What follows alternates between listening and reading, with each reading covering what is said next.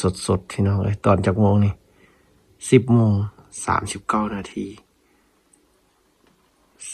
เมืองจูมินพี่น้อง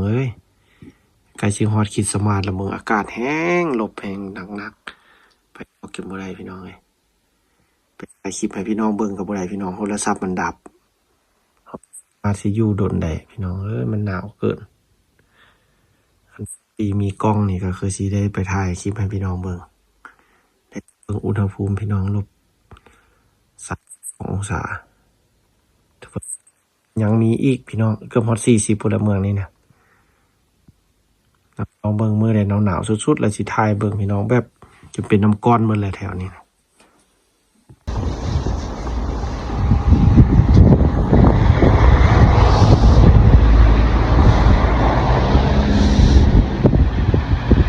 สภาพอากาศพี่น้อง-30 องศามื้อนี้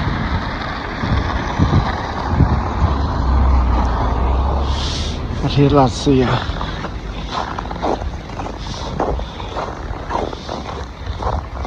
บรรยากาศ-30 องศาเด้อพี่น้องลองมาสัมผัสเบิ่ง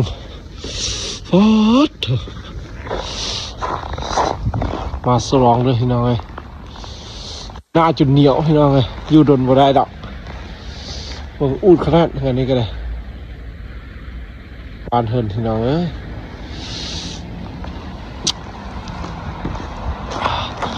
ลองย่างกับบึดพี่น้องรักษาโทรศัพท์บ่ให้มันดับพี่น้อง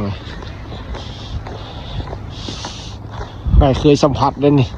-30 องศาพี่น้องในช่วงใกล้สิฮอดคริสต์มาสพี่น้องบ้านเพิ่นเดี๋ยวถ้ามื้อนี้มีโอกาสเดี๋ยวสิหาไปเบิ่งเพิ่นกำลังจัดงานCSSอันบุญคริสต์มาสพี่น้องในบ้านเพิ่นประเทศรัสเซียจุดเจ็บมืออย่าลงไปจับเหล็กเด้อพี่น้องช่วงนี้คันได้เคยมาเคยเห็น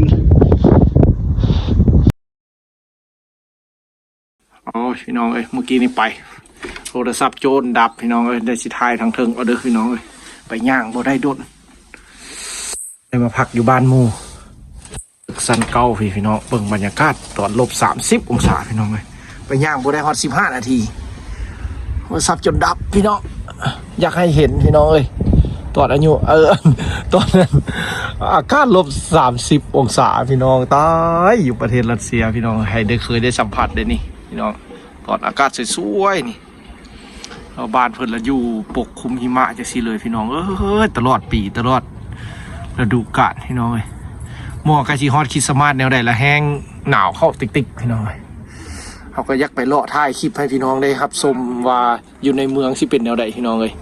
อันนี้ก็ถือว่าเขตที่เขาพักเซาพี่น้องหน้าโรงเรียนหน้ามหาวิทยาลัยถือว่าเป็นแนวนี้แหละบ้านเพิ่นพี่น้องใบไม้ใบตอกนี่ผมว่าบ่ต้องเห็นแหละพี่น้องบ้านเพิ่นอากาศถือว่าสุดยอดเลยพี่น้องเขาไปย่างเมื่อกี้ได้แต่บึ้ดเดียวพี่น้องยักษ์เขาก็ไปย่างเลาะแถวนั้นพี่น้องเขาก็ยักษ์ถ่ายพี่น้องเบิ้งว่าเป็นจังใดอยู่รัสเซียพี่น้องสภาพอากาศเป็นแนวใดการกินอยู่เป็นแนวใดการใช้ชีวิตของพวกเขาเป็นแนวใดพี่น้องไปโรงเรียนเป็นแนวใดนี่วันรถล้างอ่าง5เพิ่นก็ปกคลุมด้วยหิมะอย่างซี่เลยพี่น้องตลอดปีเลยถึงบ้านเฮาสิฮอดฤดูเฮาเล่นปีใหม่นะฤดูสงกรานต์บ้านเฮาอยู่พี่ยังหิมะเต็มพี่น้องอยู่รัสเซียนะพี่น้องสำหรับเมืองนี้เด้อพี่น้องหนาวเย็นอีหลีแบบเกือบคล้ายๆกับเมืองอิลกุตที่หนาวที่สุดพูดเลยพี่น้องถือว่าเมืองอื่นนี่ในมอสโกแถวตอนนี้นี่ก็ถือว่ายังบ่หนาวปานใดพี่น้องหรือว่ายังบ่ลบเท่าที่พวกเขาอยู่เมืองนี้พี่น้องเมืองนี้ก็อยู่ทางอาซีบ้านเฮาพี่น้องแต่หากคือว่าหนาวแห้งพี่น้องสำหรับเมืองนี้ก็หนาวอีกเมืองพี่น้องนี่แม่นสภาพบ้านเมืองคนเด้อพี่น้องเฮาก็สิถ่ายบึ้ดนึงคุณแหละทางไปในเมืองไปทางนั้นคุณแหละผมออกไปคุณในช่วงนี้คนจะจัดกำลังเฮ็ดเกี่ยมบุญคริสต์มาสพี่น้องคนจะเอาน้ำแข็งมาปั้นพี่น้องเขาก็ยักไปถ่ายให้พี่น้องเบิ่งว่าฮีตของประเพณีหรือว่าการใช้ชีวิตของเพิ่นเป็นแนวใดพี่น้องชีวิตคนเมืองหนาวนี่พี่น้องเพิ่นกันย่างอยู่จังซี่น่ะพี่น้อง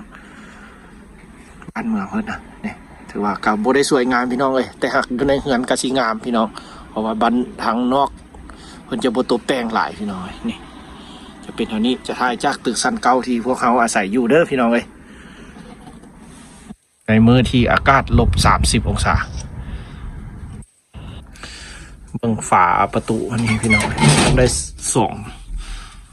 ซ้อนได้พี่น้องจังค่อยอยู่พวกเขาอยู่หนังที่ออกมาจากบ้านเขาพี่น้องเอามาปาไว้นี่ละ บ่ได้ใส่ตู้เย็นพี่น้องเลยตากไว้สิเลยนี่ตัวเป็นสองชั้นพวกเขาจึงเสียนอนได้พี่น้องเลยนี่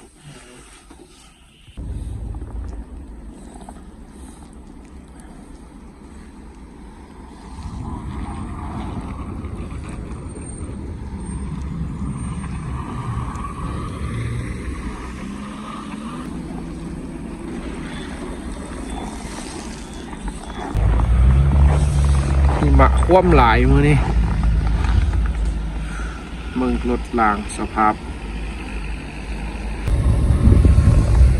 โอ้ยมาคว่ำหลาย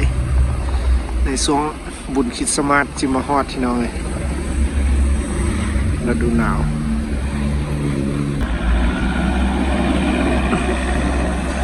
เข้าสู่ฤดูคริสต์มาสประเทศรัสเซียโมสิมาฮอดแล้ววันที่25พี่น้องเป็นกำลังการเกี่ยมงานได้นี่เอากกยมเกิดสาวรัสเซียคริสต์มาสสาวคริสเตียนสาวคริสต์คริสต์มาส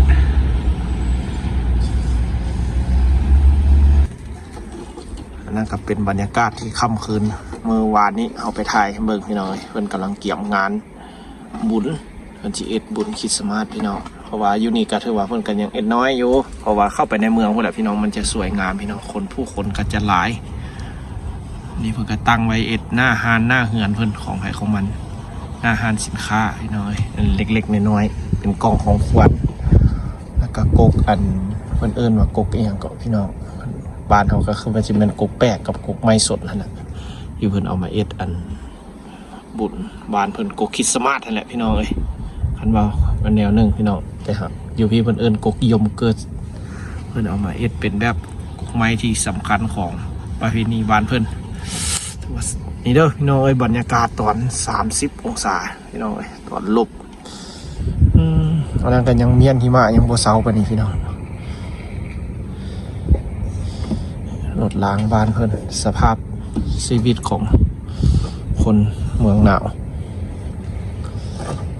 เอาไว้เจอกันใหม่คลิปหน้าเด้อพี่น้องเอากระถ่ายให้เบิ่งมื้อนี้พี่น้องยากไปเลาะไปเที่ยวหั่นแหละพี่น้องแต่หากไปบ่ได้มันหนาวลิกลีพี่น้องมันเย็นเหลือเกินอยากให้พี่น้องได้เห็นในช่วงที่ตอนสวยๆอย่างสิพี่น้องเพราะว่าเขาก็ออกมาแต่โรงเรียนมันก็จะมีเวลาได้พี่น้อง